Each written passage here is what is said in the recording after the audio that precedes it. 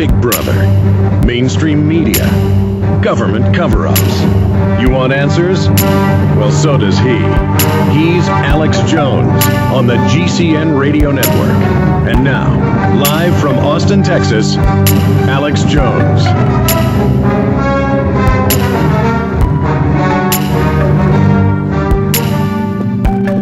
He, of course, hosted The Man Show on Comedy Central. He's a very successful comedian, traveling the world in huge tours, which millions of people have come out and seen.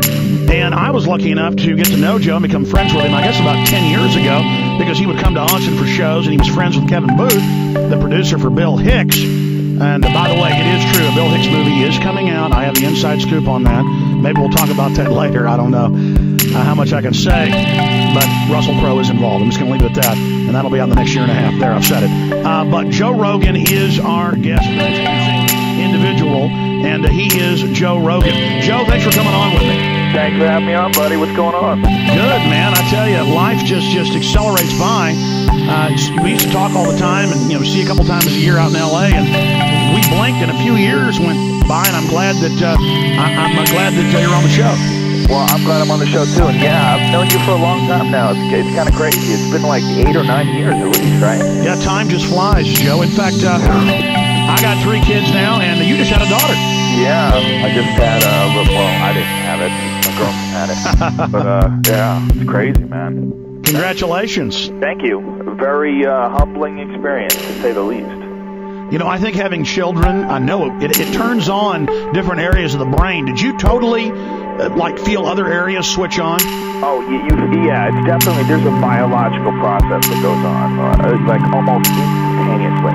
You start thinking about, you become much more like a homebody. You start thinking much more rationally. You start thinking like, wow, I gotta really, get my insurance in order and get all my, my money in place. And I start thinking like much more business-wise. Like I become much more ambitious, like almost instantly. Exactly. That's what happened to me. I used to let people push me around and stuff because I was kind of a nice guy. I kind of turned into a meanie. Push you around? That's ridiculous. I got a lot meaner after I had kids, is the point. Really? Yeah. Well, I think it definitely makes a person more, just more serious, I've had friends that had kids, and they would describe it, but I never really got it, I'm like, okay, so what happened? You're working more now, and is that good? Like, what is it all about? But once you have one, you go, oh, it's like a biological thing. It's like your body is preparing you for the fact that you've got to take on this little responsibility, this little person, to protect it. So you become like more aware of protecting the nest, more aware of gathering up supplies. It's really weird. No, man, with our first child, you should have seen me and my wife. It was like birds building a nest, running around and doing this and getting everything just right. And strange thing to realize you're just an animal, isn't it? Well, no different than a monkey, no different than a dog, just a different kind of animal. Well, we certainly are programmed, and we certainly have templates we follow. In fact, I want to talk about that today. You've got an interesting view on humanity and everything else, and I want to get your take on your views on that now. On the other side with Joe Rogan. I'm Alex Jones. This is the one, the only GCN Radio Network. His website is joerogan.net. Got links up to it on Infowars.com right now.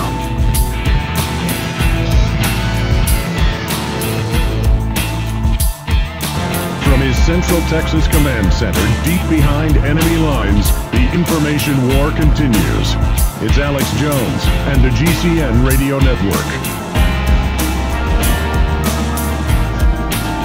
He's Joe Rogan, ladies and gentlemen, and he's agreed to ride shotgun with Vincent Bugliosi, the prosecutor of the Manson family and best-selling author. He's got a new book out about how Bush is a murderer and needs to be arrested immediately.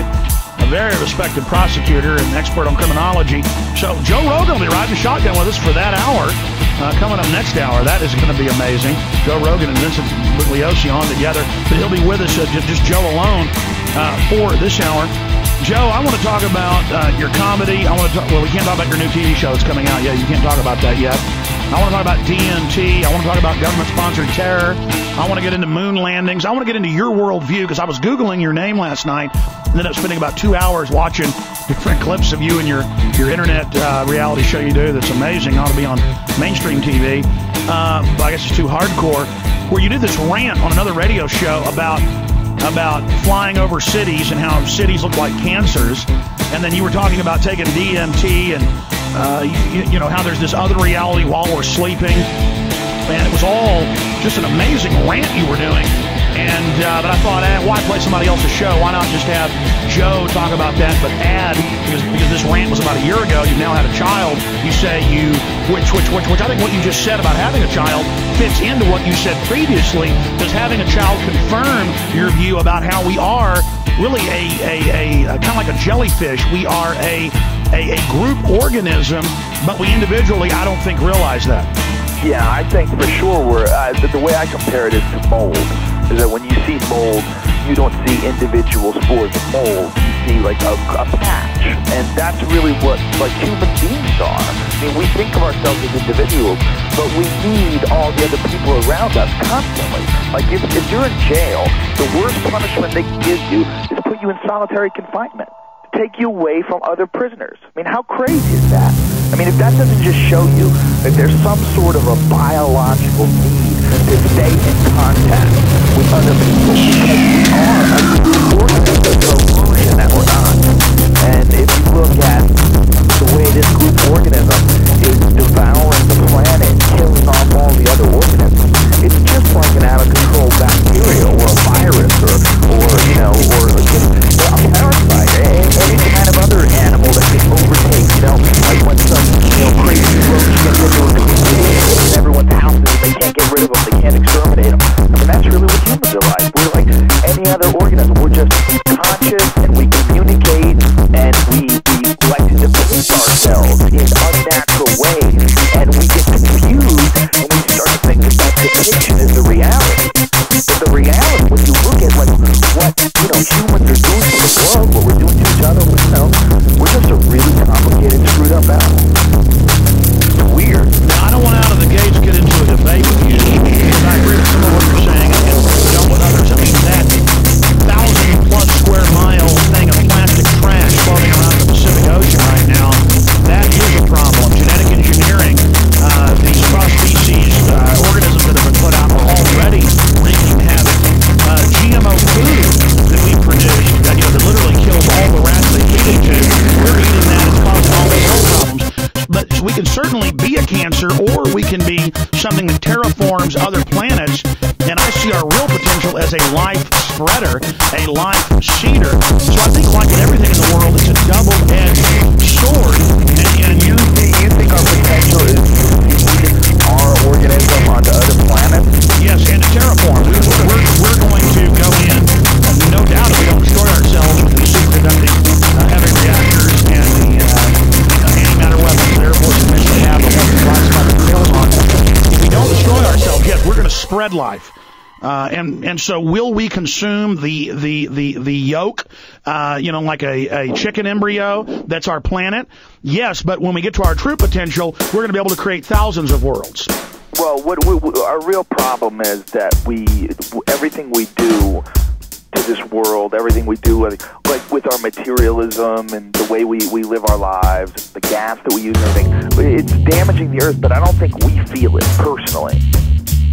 You know, and I think that's a big problem with human beings. Well, Joe, we do feel it when we get cancer from the dioxins that get in the water in the air, and we do feel it if a 3-year-old dies of leukemia because they took the vaccines.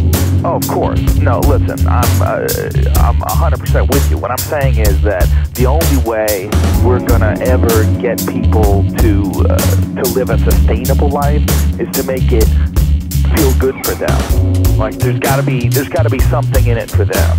People do things based on feeling. You know, they do. When people are working all day and they come home and they got kids and they got bills, it's very difficult to get them to try to reorganize the culture. I mean, completely rework society to the point where we don't have a voting system in place like we do now. That makes no sense with electoral college and votes and delegates. And what are you talking about? and all this nonsense, this party nonsense. Like, it's going to take a lot of work to get rid of all this BS that we have that's clogging up the pores of this culture. And this is the most, supposedly, at least we like to consider ourselves, the most advanced culture in the world. And it's childlike. I mean, that's the most amazing aspect about life, is that there are grown children and they're operating the world like it's a Harry Potter movie. That's real. Well, Joe, that's what happens. Humans, when they're stressed and pushed to the edge of endurance, do incredible, magical, dynamic things. But when we have milk, but when we have milk and honey, when we have it too good, we do become lazy, we do become decadent, we do become slothful. But the establishment, the social engineers, if you read their own documents, they have fostered and pushed our already weak instincts. They didn't create it, but they know how to punch our buttons